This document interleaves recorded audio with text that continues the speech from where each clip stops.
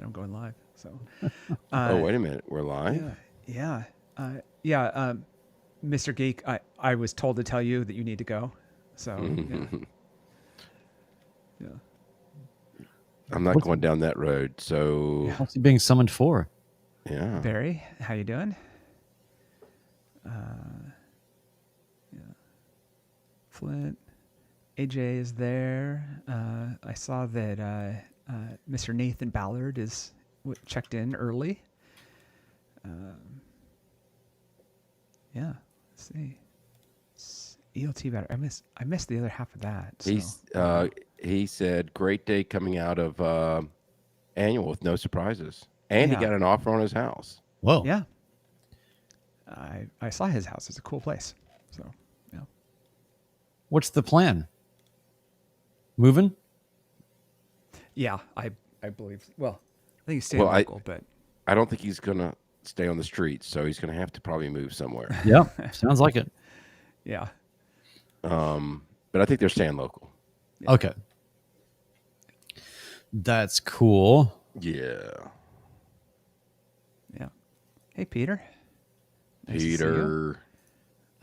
OB is doing a double header in the morning. It's like, yeah. Oh, wow. We understand those. Those happen That's why sometimes. I wore my OB hat today, is just in support of their double header. We know how that is. It can be a long morning. It's also one of those things where you're not going to have one episode that's especially good and then one that's maybe not good. They're just either both going to be pretty good or they're both going to be not good. Because you don't even have enough time to get out of the morass of whatever, if you're just not, I don't know, people that, it's kind of strange, right? That we do this live for an hour every week, and for it to come out even halfway usable is kind of amazing, especially because we don't do any cleanup. AJ, the rumors of my death,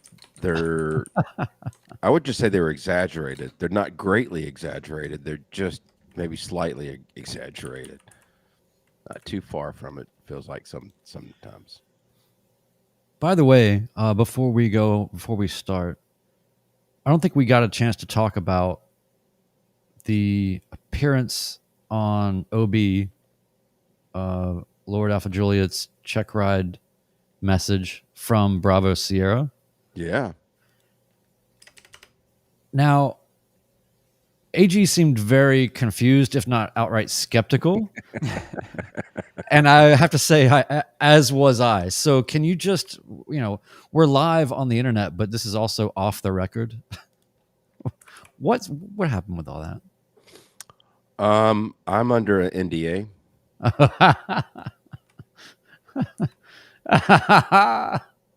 All right.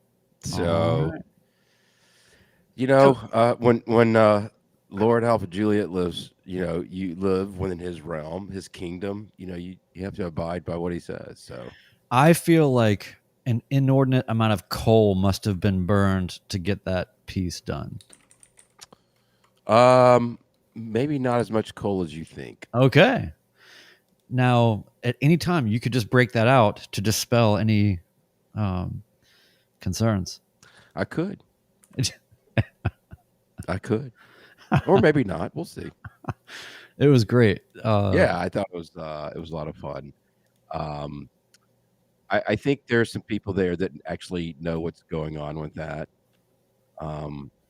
With my southern drawl, it's really, really hard to pull off of a British. Yeah. And which, if you think about it, it's kind of strange because one really became the other in some way. Yep.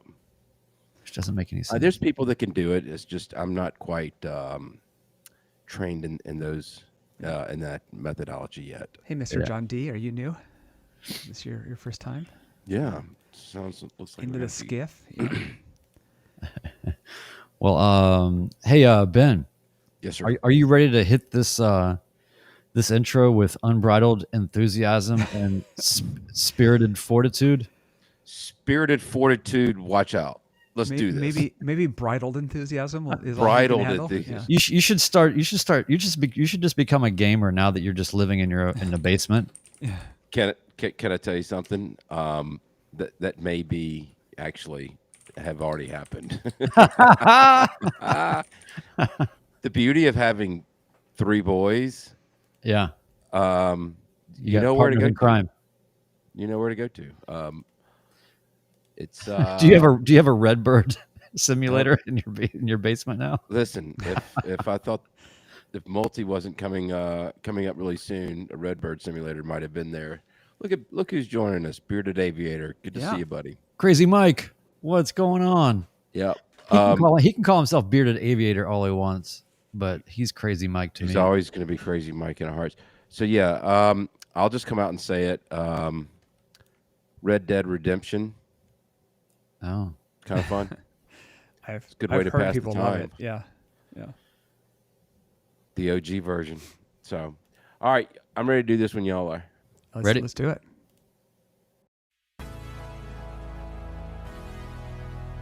Welcome to the Midlife Pilot Podcast. What is it like to become a pilot in midlife? The challenges are unique, but so are the rewards. Hosts Ben, Brian, and Ted talk learning to fly, growing as pilots, and the joy of flying to destinations.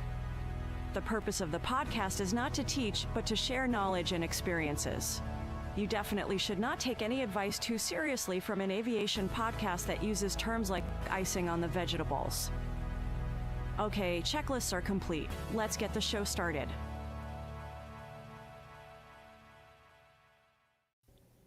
Hello and welcome to the Midlife Pilot Podcast, where we share the experiences and challenges of flying in midlife.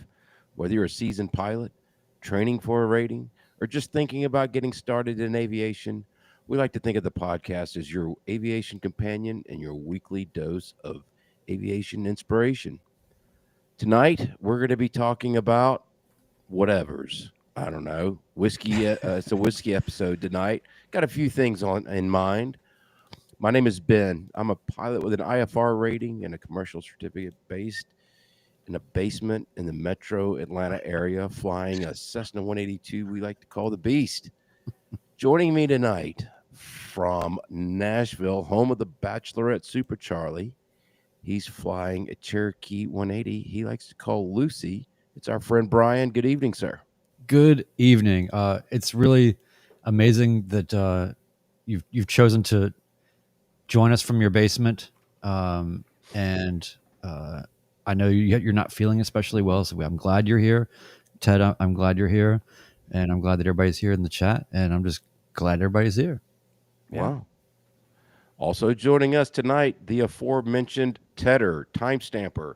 He's based in Portlandia, flying a flight designed CTLS we like to call the Egg. Good evening, Ted. Hey there. Yeah. Not flying it, just, too many things in life. But the plane's fine. So nice to be here. Plane's fine. Life happens. Yep. There's always next week. Ted, have you gotten any flack for being associated to the CTLS community for that one infamous scenario that was on the internet about the recent flight design CTLS pilot, that it was something crazy about like a medical that guy. I missed that. Are you responsible for this somehow? Or you guys are? I feel like it's a but- tight-knit community. Come Yeah, on. the Polish doctor. I'll put a link in the show notes. There were 2 videos on VAS Aviation.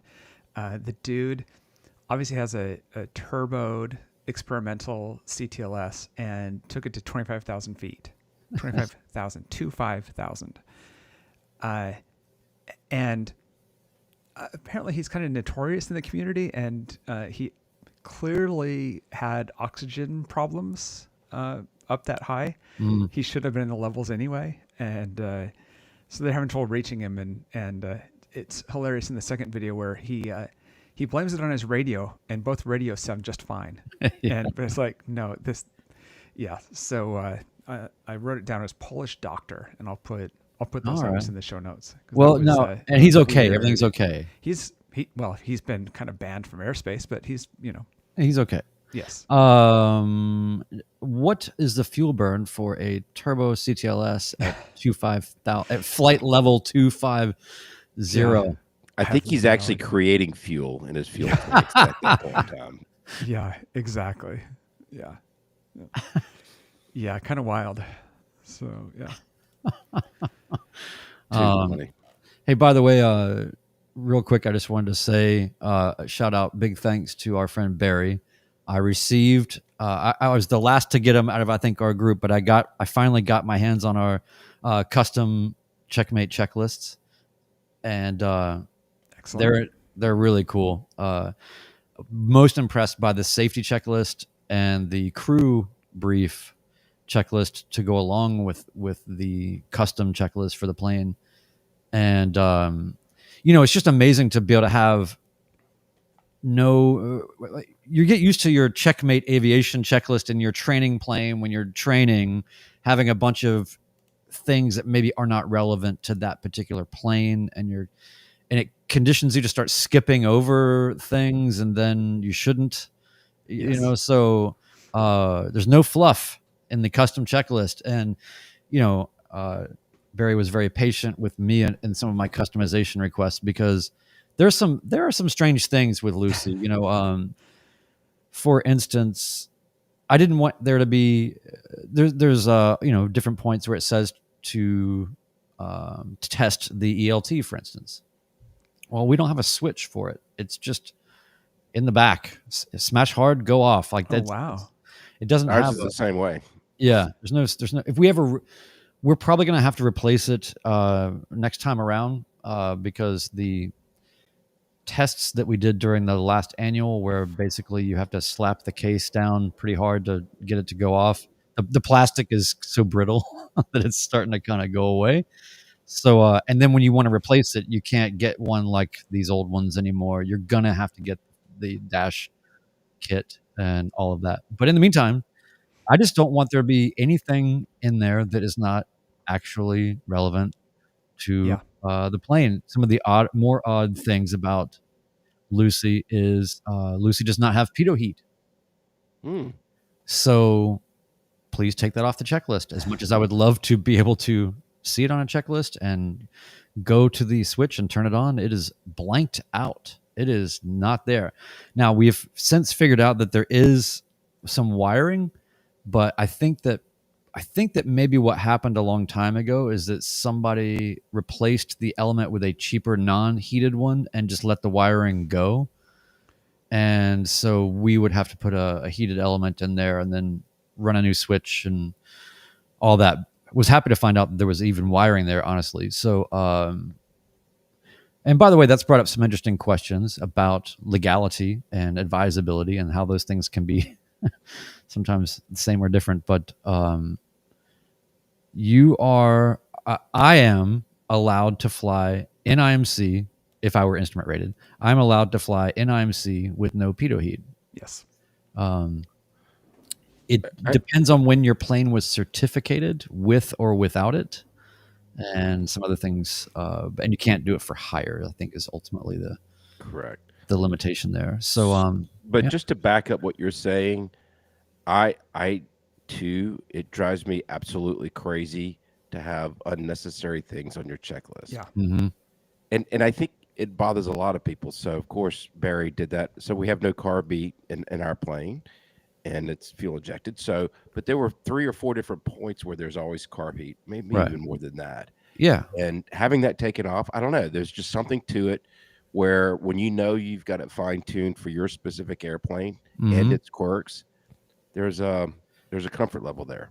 Yeah, and especially when it comes to emergency checklists or things like that, you don't want to be fishing for carb heat that doesn't exist or That's right. whatnot. So yeah, really cool. And again, we did install the chemtrails switch label. I was going to say that if you had a spot for the pitot heat switch, then you have room for a chemtrails switch. Yeah. Yeah. I assume he sells those. They definitely seems to be given to a few people. So I put one of those on my friend's plane. I don't have an empty switch place for it, but yeah.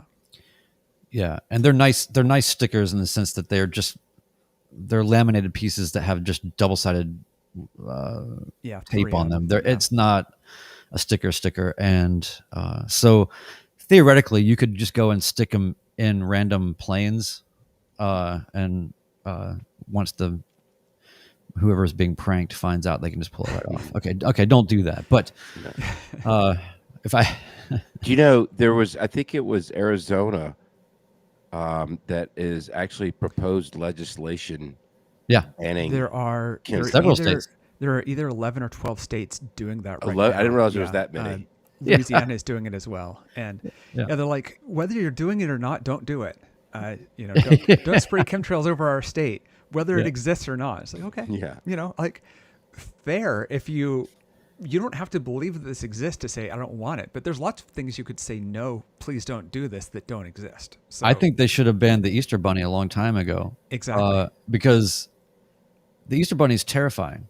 Yeah.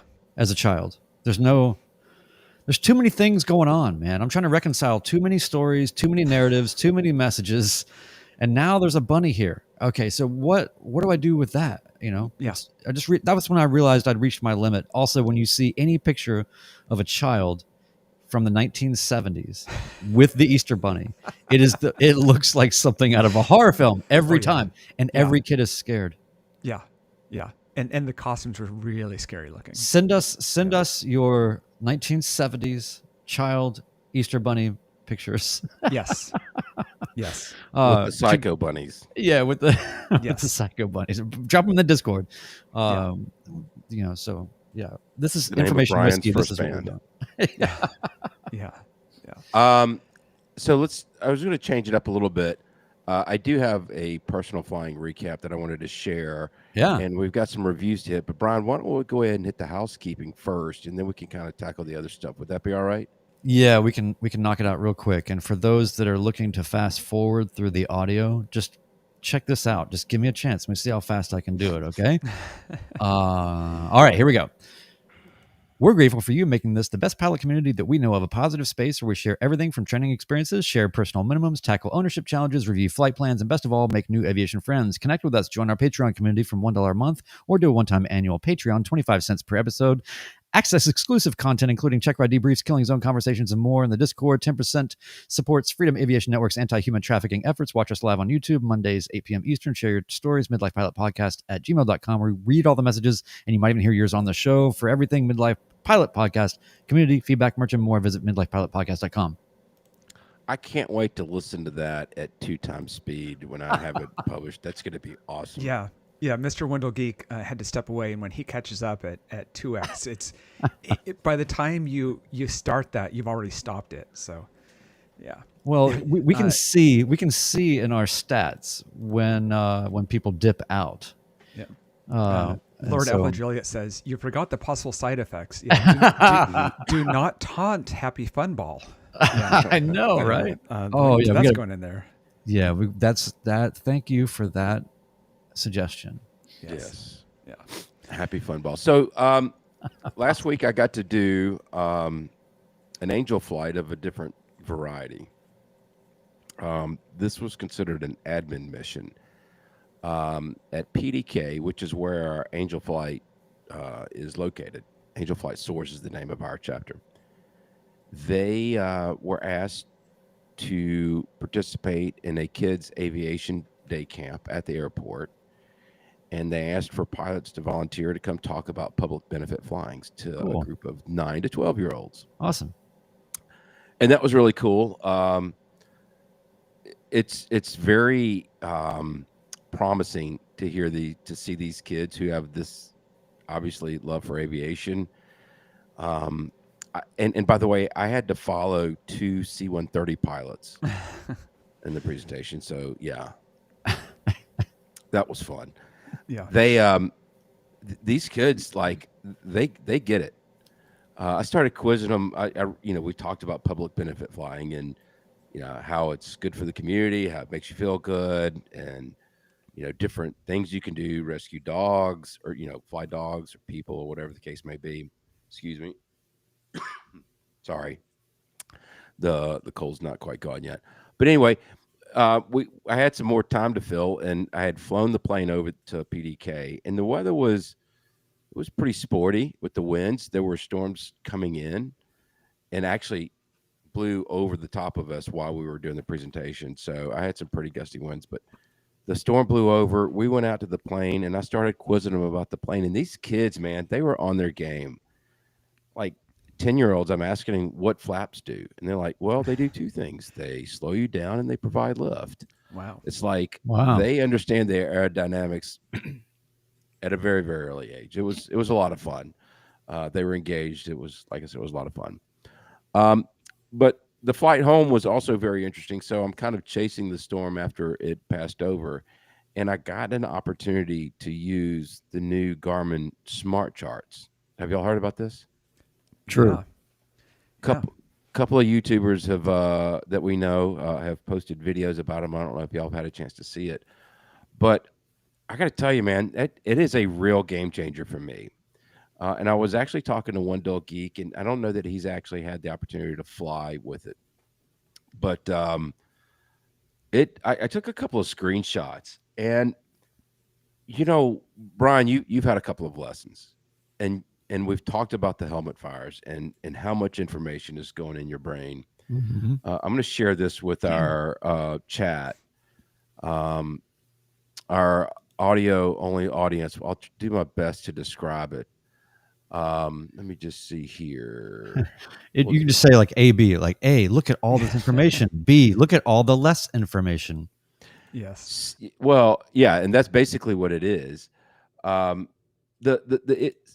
So I'm showing the screen here when this is an approach into Savannah, which I'll be making soon. But when you're going through briefing and approach, let me stop sharing for a second. Yeah. When you're going through briefing and approach, there's so much information that you have to go through and like decipher and plug it into the chart. So I'm going to share this one with you. This is the traditional approach plate for runway 19. Let's see here. Where'd you go? Share. It's not going to work now. Tell us about it. Describe it. So you've seen in the box at the top for uncompensated baro, you've got to add this. If you're using a different one, then you add this. So what Smart Charts does is it does it all for you. So here's the chart, and you put in your minimums. You select what category airplane you are. And then these are the variables that come into play when you're coming into there. If Savannah's altimeter was not working and you had to use Hilton heads, you would just click the button HXD, and it would automatically adjust your minimums. Yep. Right. And it does all of this for you. You're not looking at these grids of if you're this class of plane, if it's these conditions, if you're on this approach, all those. It just cuts it down to. Then you can also select your initial fix or the approach fix, and it takes away everything else that you don't need. Yeah. And it also shows you on the profile view where you are on the approach. So it's geo-reference onto the plate itself. Mm-hmm. Right. And I'm just telling you, I've only scratched the surface, I believe. But Brian, I know there's training in your future. Yep. I do think this is definitely something that's going to elevate Garmin Pilot over ForeFlight, with ForeFlight being, sold off to a VC, or they're no longer part of Boeing. I don't know how much investment they're going to have in new stuff, but this was a big deal for me. So ForeFlight. What people are saying, like, what is ForeFlight's answer going to be? And it's going to be like, well, you can get Postmates delivered, in-flight Postmates. They have, like it's difficult for a piper because the little window on the pilot side is so small, so you can only get like burritos or things like that. Sausages, yeah. Hot Biscuits. dogs without the bun. Yeah. No, but it really is cool. I also, there's my brain is not very powerful. It's kind of it's more like an Amiga or an old Osborne, or perhaps a definitely like a 386, and at best on a good day which, by the way, remember back in those days when you had like a 386 and they'd have a turbo button on them? Right. Yeah. What was that? It's Why just would like you never? Why would we never use it without the turbo? yeah, Yeah. right. Yeah. But anyway, so my brain has a problem with spatial relations. I probably it's okay. I'm a reasonable pilot and I can read things okay and maps and things, but there is something about charts when I look at them, no matter how much I've looked at them, there is just this kind of brain adjustment that I have to keep doing. And when I look at the profile view, however, it 1,000% makes sense. I actually go to the profile view first, and for whatever reason, dimensionally, that makes so much more sense to me. And then I can look at the main part of the chart and make more sense of it. There's something about that. I don't know why. So that was the thing that got me about the smart charts that I thought was really cool, is that you can see yourself in space in the profile view. Right.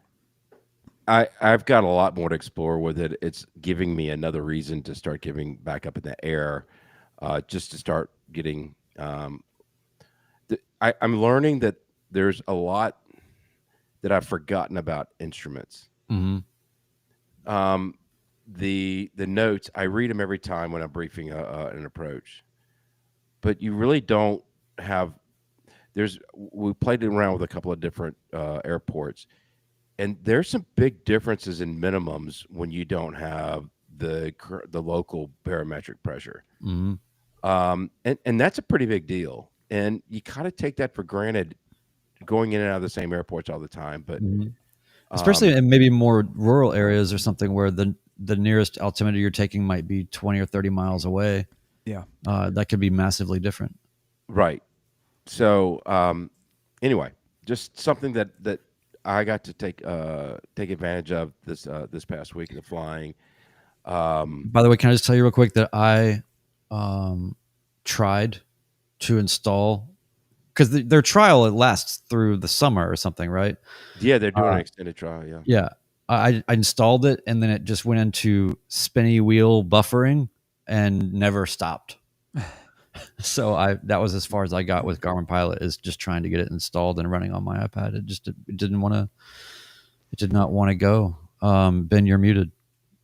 Well, it's been, ForeFlight's been what everything's compared to, and the number of features it has, and things like, I got all my logbook signatures digitally from my CFI, things like that you only get from the network effect of everybody using the same product. Uh-huh. And Garmin Pilot was always like, and then there's this, it has roughly the same features, not considered as good. And then you've got this where it's like, wow, there is a major differentiating feature here. That makes it something that you might consider. And it's always so been in the past. It's been like, okay, well, if you're an Android, obviously you can't use ForeFlight. If you have a bunch of Garmin panels, pieces of Garmin in your plane, then it makes more sense because you can send things to it. Those have been the reasons to do it, and this is one more reason. I was going to say this tempting. a minute ago, and I like Beard Aviator's comment. I'm so glad I chose Garmin Pilot over ForeFlight. This will be a game changer in instrument training. I really do think it will, especially with NOTAMs notifications on approach plates. It really does show you how the effect of those NOTAMs has on your approach for that day. But I will say it does take up a good bit more memory. I'm actually going to have to upgrade my iPad now, because Garmin Pilot's really the only app that I use on there. And that's it's a 64 gig. It's the smallest size memory that they make in them. But now I've got to upgrade because I don't have enough room for an upgrade in the iOS now. So that's the downside, which to me is very small. But you got to assume with iPads that you're buying them every 3 to 5 years. I got 7 out of this one. I felt pretty good. Yeah, it's fully depreciated at this point. Yeah, right. Yeah. So I don't have I'm one of these Android people. Yeah. So my ForeFlight, I don't have that handy dandy benefit of having a backup right there on my phone, which is a problem actually. Yes. And so There are free apps that I use as a backup for sectionals and for things. But if I was on Garmin, from what I understand, I could do it on this. Is that correct? Yeah, That is correct. So my wife will be furious because since I can't install it on my phone, she has ForeFlight on her phone, and she loves to use it to watch planes and figure out what's going. Who's that? What are they doing? I think you can have it on up to 3 devices. Oh, really? Yeah. Yeah. So Well, so anyway. that's cool. Yeah. Yeah. So it was again. It felt like I was going through instrument training all over again to a small degree, in that you really kind of get a deeper dive into how these instrument approaches work. Yeah. And what goes into them. So awesome. That was just my last week. Yeah. And we are not sponsored by, anybody actually. Certainly not Garmin, but we wanted to talk about this because it's something to consider and to look at. And, we're not going to endorse it, good or bad. Yeah. But this is something we look at. And, if you're using it, tell us what you think. Yeah. So do you want to do this feedback? Yeah, I think we should. Because speaking of instrument. Yeah. Speaking of instrument. Yeah. Do you guys want me to do the longer one? Yeah, it's good. I pruned it a little bit, but there were some really good things in it. Okay, so this is from Delta Juliet Sierra. Is that correct? I don't. That remember. is yes, correct. Great. Delta Juliet Sierra. So yeah, appreciated the feedback. It was definitely longer than what we could do, but our editor has skillfully and conscientiously pruned it. All right, here we go.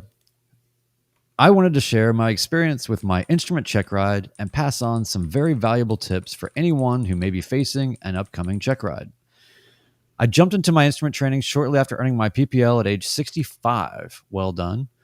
Figuring that a lot of those penguins were freshly nested on my rapidly melting iceberg. If you guys don't know about the penguins and the icebergs, go check out Opposing Bases and you will get schooled on that. Listen to them in reverse. And shout out to our friends at Opposing Bases. He says, I bought a sim for my home and found Pilot Edge to be invaluable. I racked up over 300 hours on that sim. Try to price that in a plane with a CFII next to you. The day approached for my check ride. I felt reasonably prepared, but you never know. My instructor thought it'd be wise to, quote unquote, tune me up right before the check ride. So the day before, in some slang, it just sounds like just getting the crap beaten out of you, right? Like that's the yes, yeah. I'm used to that. That's slang. how I took it. Yeah, it's just like you seem pretty confident for your check ride. Let's fix that. Yeah, let's do some Muay Thai. Oh gosh, where was I? This is what happens. Tune me up. Yeah. Right Okay. Yeah. Right. My instructor thought it'd be wise to tune me up right before the check ride. So the day before my check ride, I flew 3 hours with 3 different instructors and had a 2-hour mock oral exam by another DPE. Wow. I'm not sure about everybody else, but after a day like that, I was exhausted. Even a 1-hour lesson would take me a day or so to recover. I think it's the way my brain works to process my experience to solidify my knowledge, or maybe it's my age. Let's just say it's a little bit of both. We know what that's about. Couldn't fall asleep. I needed to be extra sharp very early in the morning for a 7 a.m. start. That meant waking up at 5 a.m., which that's what we do now, naturally. This thought raced through my brain as I stared at the bedroom ceiling, wondering if I'd ever get to sleep.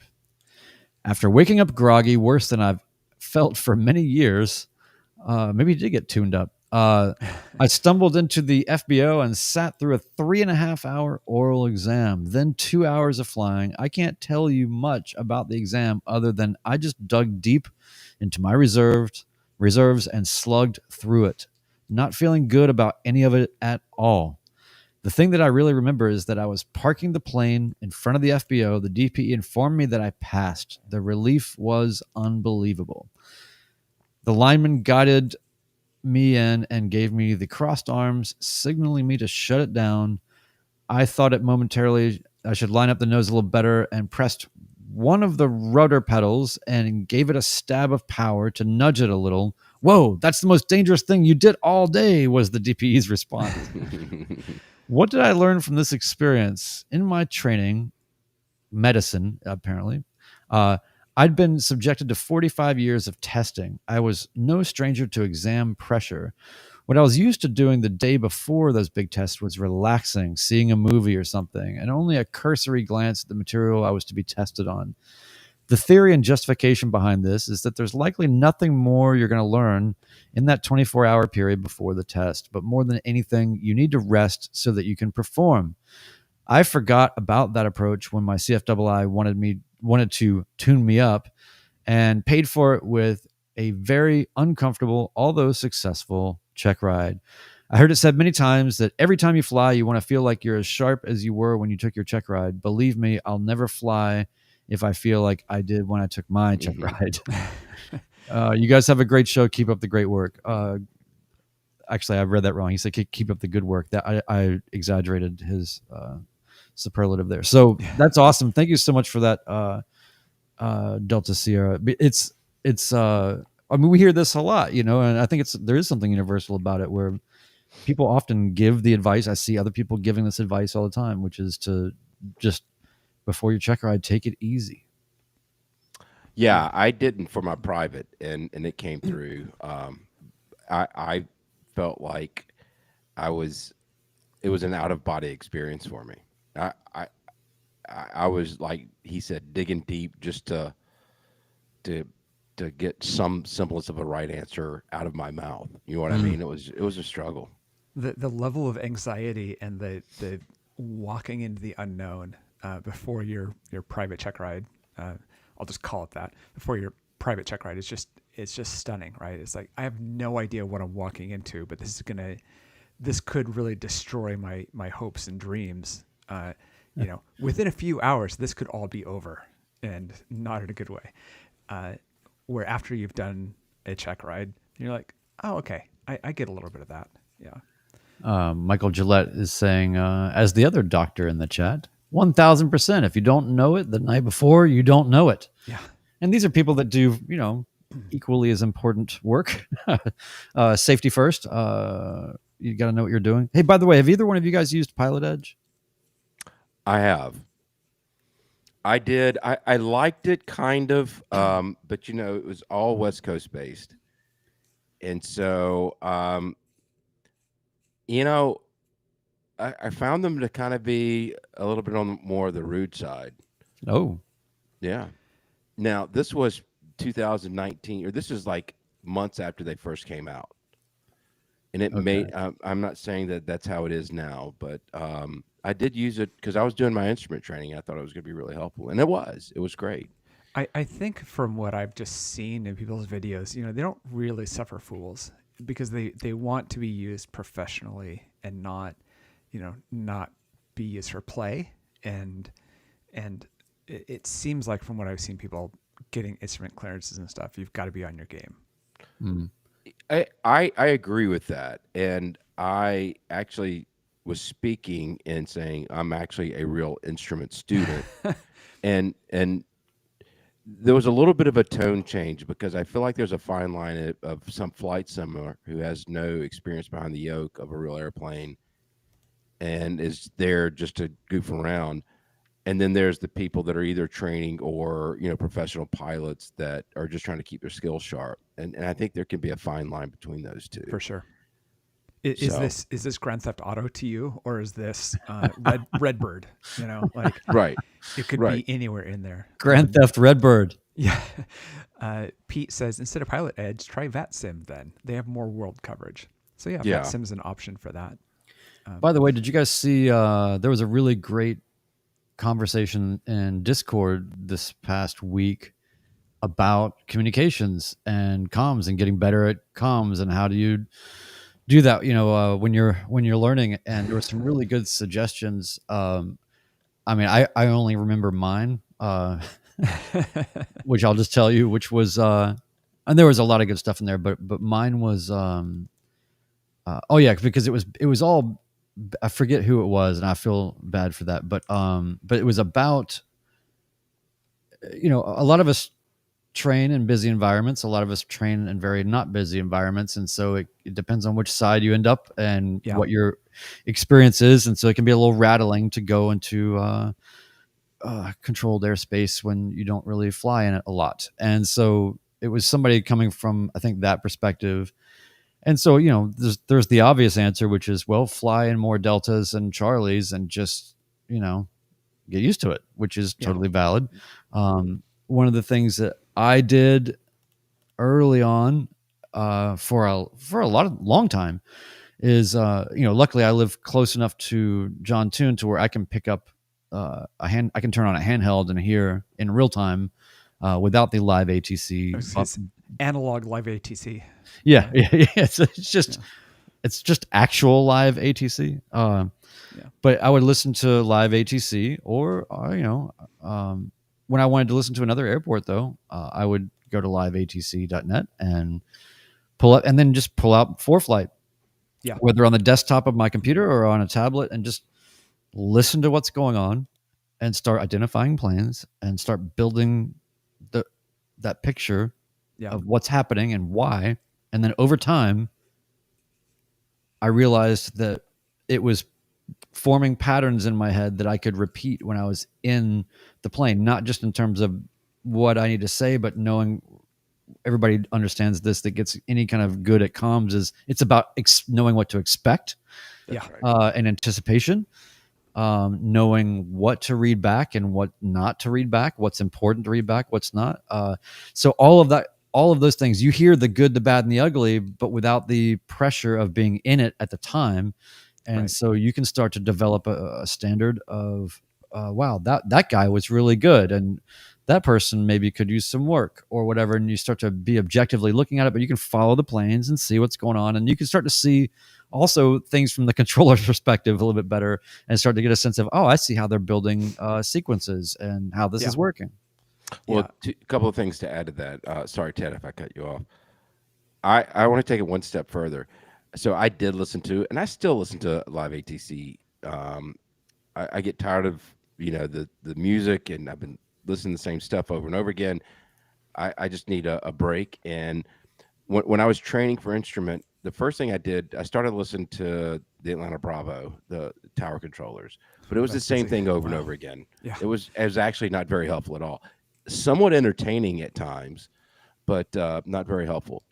But then I started listening to the Charlies, Birmingham and Chattanooga. Mm-hmm. You get a lot of craft clearances, IFR clearances, so you know exactly what to expect. You also get a lot of PTAC calls, the position, turn, altitude, and clearance right before you're cleared for an approach. And then they started posting Atlanta TRACON, especially my sector. So you get an even larger variety of different calls in that they're giving clearances, airborne IFR clearances. They're giving approach clearances, and they're just doing flight following. They're doing all these different radio calls. And when you have an hour and a half drive, you can really pick up a lot in that amount of time. I still, like I said, I still listen to it, not necessarily for the educational side of it. If there's a storm coming through Hartsfield during this time of the year, it's pretty frequent. Yeah, that's always a really fun listen. How they manage putting planes in holds and getting people in and getting the weather reports. It's pretty interesting. As a baby VFR pilot in an untowered environment, listening to that wasn't at all helpful to do untowered operations. For me, it was kind of writing down what are those calls you need to be making as you go around the pattern, and then I'd have to say it to myself, and then I'd click the button and I'd say it again, because if you click the button, you start to think, and you just none of it's there. So that was early on.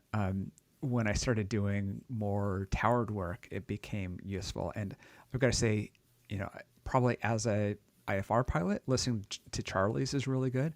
As a VFR pilot, find a delta with a lot of training traffic, with a lot of people that are just sitting there doing pattern work. you're not trying to listen to them copying clearances, that type of thing. You're just after those normal calls. Hey, I'm coming in. Well, state your intentions. I want to land. Where are you going? You know, like you get to hear those calls, and you a little more kind of realistic than hearing, you know, Delta is coming in, and you know, from Hawaii, and which is not at all useful for me. No. I tend to not listen to it live. I tend to go back and grab stuff from the archives, and then I'll process it to remove the gaps in the audio. And usually it's because I'm trying to listen and figure out what was just going on, you know, at a given time in my area. But I'll just sit with my notepad. I love my notepads. But I'll sit with my notepad. I'll write down parts of tail numbers, and I'm basically doing the ATC side of things, which is I'm just trying to get a picture of where people are without having to get out ADSB Exchange or any sites like that. I'm just trying to figure out where these people are, and sure enough, you know, you can kind of listen. You hear the same 8 planes as they're kind of coming in or going through or whatever, and that was really great, getting to the level that I could do that. So I enjoyed that. I know we've talked about this before, but you know, we all have our pet peeves about comms, and so really quickly, I just want to do a speed round. You can pick one thing each that if you could wave a magic wand and it's never said again, what would it be? That's Any pretty traffic easy in the for me. pattern. You guys just blocked each other. Yep. Block. Any traffic in the pattern. Please advise. I don't know why, but I'm just gonna go ahead and say it. Fish finder. Mm. Don't Now, like it. You seem to be. I mean, you've got the southern thing going. It seems like that'd be up your alley. No. Like with the flash, fish finder, all the good I'm stuff. okay On with the the box. flash. Yeah. Listen, I always all right, do you use the flash, Brian? No, and I definitely don't use fish finder. I mean, Bill Dance is the only person that would ever have been able to use the term fish finder Yes. in an airplane. If you guys don't know who Bill Dance I was gonna was, say, yeah. then you know you didn't grow up in the South. You did not have a childhood. But no, but yeah, growing up, Bill Dance was how I realized how lousy the fishing was where I lived. But anyway, so mine is very simple, and I don't. Do you ever sometimes have something that bothers you, and it actually makes you feel bad because why am I so bothered by this, and how can I program myself to not be as bothered by it, especially when it's something that's very prevalent and very common? You know, it's a you thing, not a Yeah. There's a point where, well, no, it's not a me thing. No, I'm just kidding. It's them. No, the thing that makes me nuts is 4. That makes me nuts because it really is or can be problematic. And it's also something that it's the easiest fat to trim out of your communications, right? Because it serves no function at all. It's right. So I think that right there, competing right there for me, number 1 is with you and 4. Yeah. With you is at the top of my list as well. And with you.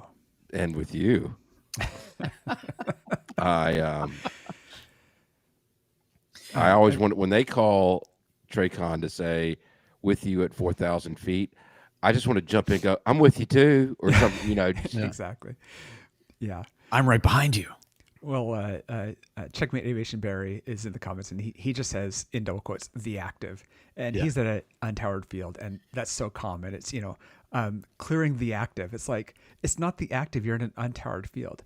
I know what people mean when they say that, and it's a way of saying clearing the runway, right? But you're on a shared frequency. It's so hard. I don't know if you guys have this problem, but you'll have so many places around, and people mumble the location when they give the call in CTAF, and so sometimes it's only by the runway number that you really know where they're at, and they're not at your airport. That's right. And also, when you're coming in and you're wondering what runway people are using, it's nice to have people reveal that to you on the radio, and not hide it and shroud it in mystery. But just say the runway number. Yeah. Yeah. I have said the active when we've all done this. You forget the runway that you just landed on, Yes. and it's Yeah. like clear of a runway with a number Yeah. that I just landed on. that I just yeah. or I've done, left base 3-4, click off, click back on 3-5. It's like those things where it's like, that's right, I'm not at the airport I thought I was at, and I thought I knew these numbers. Yeah, it's. Clear of runway 42. I've got to say though, for student pilots, don't worry about this. If you just don't try to make your calls perfect. Don't be upset if you use the word 4. If you call it left final, 3-4 when you're coming in, get the calls out. Worry about improving your syntax as you go. Your brain is already full at that point, and that it's like get the communication out and then get the communication perfect. That's What's one thing I did in my training that that was relative to comms was I was so concerned about getting the radio call correct that I was so unable to do multiple things at once that I would delay my base turn or something, whatever I'm about to announce or whatever I'm doing, instead of just turning and talking while I'm doing it. I would say it, make the call, get it all completely out, and then make the turn or whatever. And my instructor would get on me about that. Yeah. Wanted to hit Bearded Aviators, Crazy Mike's chat. He said, well, if you're asking the chat, the one thing I'd love to never hear again, Cedartown traffic, dropping skydivers at 14,000 feet, pilots beware. I love working around diver drivers that know what they're doing, where you can just hop up on the frequency and say, hey, I'm leaving, and do you have anybody in the air? Like, oh no, you're good. Or, it's like just people that understand and can kind of read the room.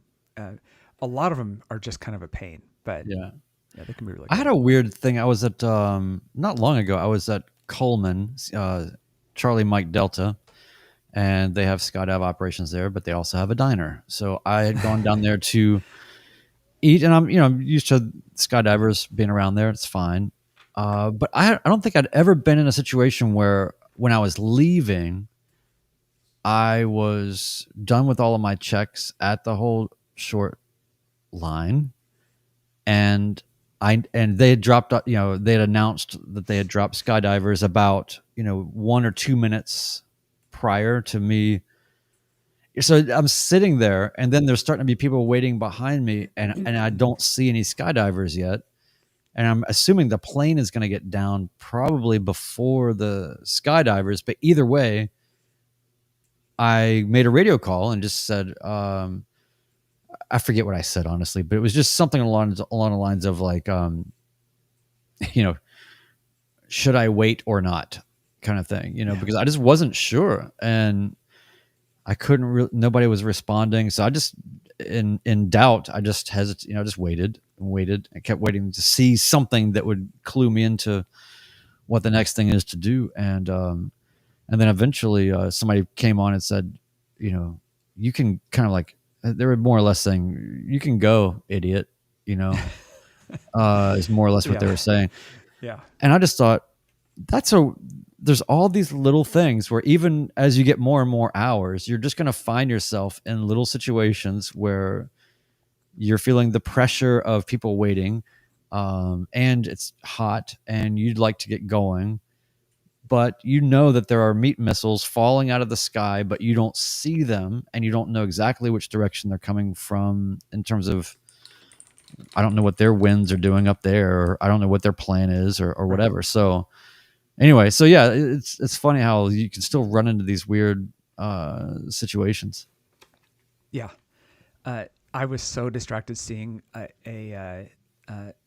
somebody with a parachute landing right in front of me as I was getting off the runway when I was a student pilot and in training. And it was like seeing that just past the taxiway, I'm already overwhelmed with everything. I'm helmet fire as a pre-solo student.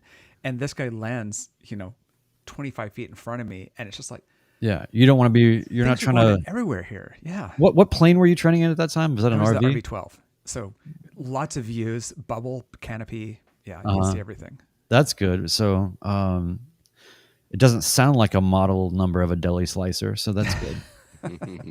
Good point. Yeah. Oh, hit Lord Alva Juliet's comment here. He called himself a heathen earlier. I'm not sure if you can be a heathen and a lord, but we'll go with it. He said, for student pilots, don't try to be cool on the radio. And by student pilots, I mean all pilots.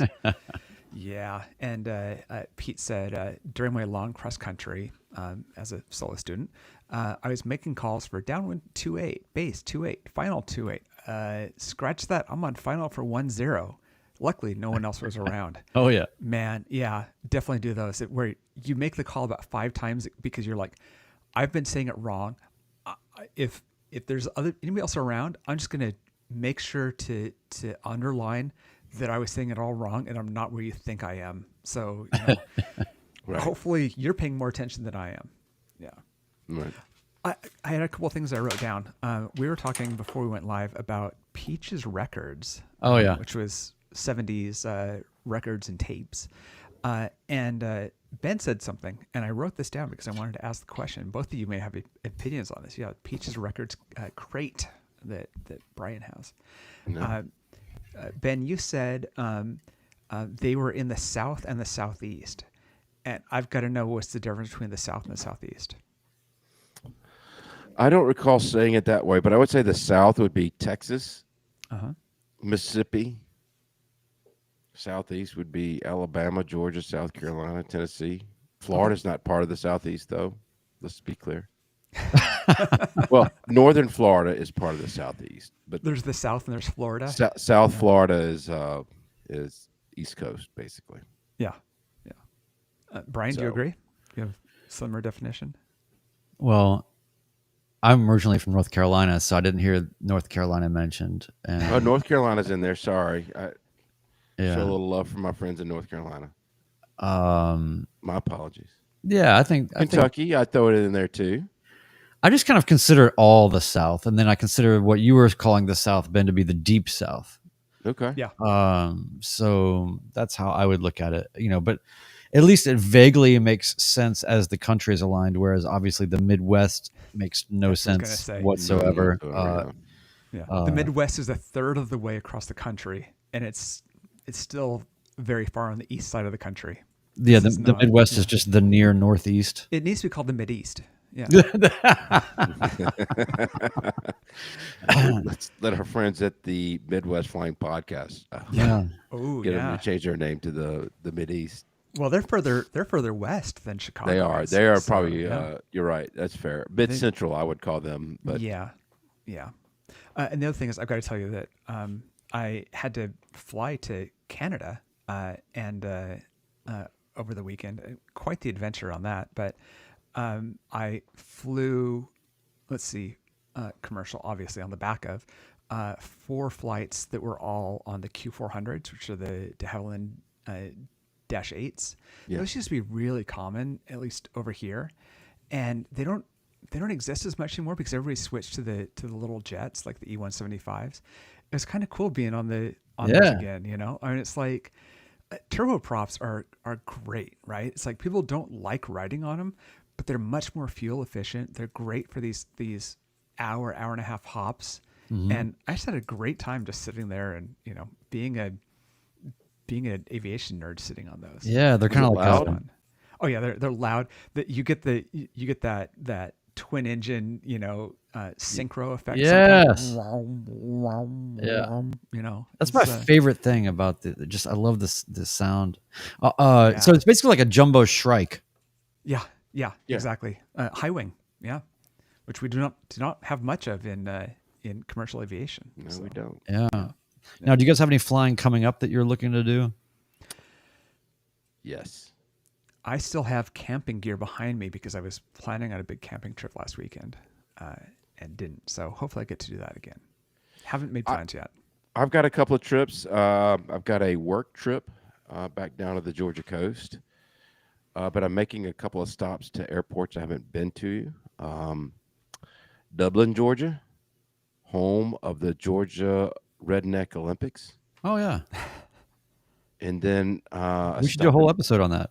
Yeah. And then we have Vidalia, which is famous for onions. That's right. And then on to Savannah. And then Wait for you just to go textiles. not anymore. Not falling for it, man. Onions, man. Onion Festival. All right. Sweet onion. And then we got a trip back down to SSI for the holiday, for the 4th of July holiday. Oh, nice. Very cool. Very cool. Is How that a about great you? place for? Is that a great place for July 4th? It is. It's maybe getting borderline overcrowded. Everybody goes down there now. But you know, I can walk back and forth to the airport and to my sister's house. So I mean, we can take bikes, golf carts. It's fine. So That's fantastic. when you have locals there that know the back roads and can maneuver around all the traffic, Well, and when you can walk there from the airport. That's right. Yeah, it's fantastic. Brian, you have plans? Me? We are just looking to get Lucy sorted out again with the. Oh, I was going to ask you, have we gotten the gremlins worked out of the ignition? Just waiting for, parts and things to happen and mechanic availabilities and things to happen. And, that is what it is. But quite sure that these ignition leads are, pre-Woodstock. Yeah. So probably time. Is the U.S. president that was in office when those were installed still alive? Not a chance, right? Not a chance. Yeah. Yeah. I mean, even Carter lived to be 100 years old, and Yeah. that was He's out. Yeah. 76 to 80. Yeah. Yeah. These wires date back to when Jimi Hendrix was an unknown rising guitarist. Yeah. Have you guys ever seen the Woodstock movie, by the way? Mm-hmm. It's so It's good. been a while. Yeah. It's such a great film. I was fortunate enough to get the story behind Santana's performance. Santana was unknown at the time. And they were just a bunch of unruly guys from San Francisco getting an invite to come and play at Woodstock, and this was their big show. And I'll just put it this way. They were scheduled to go on in the evening of whatever day it was, and legendary promoter Bill Graham came up to them in the middle of the day and said, change of plans, you guys need to go on next. And let's just say that the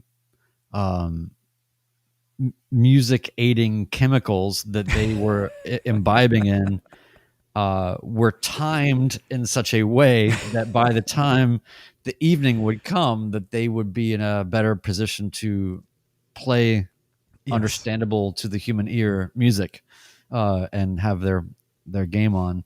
And so the story goes that Carlos Santana was walking out to the stage just saying over and over to himself, let me be in time and let me be in tune. Let me be in time and let me be in tune. And then when you go and you see how they stole the show at Woodstock and how this is in the movie, it's quite incredible to see. But You're talking about the 1970 movie, the documentary? Yeah. Okay.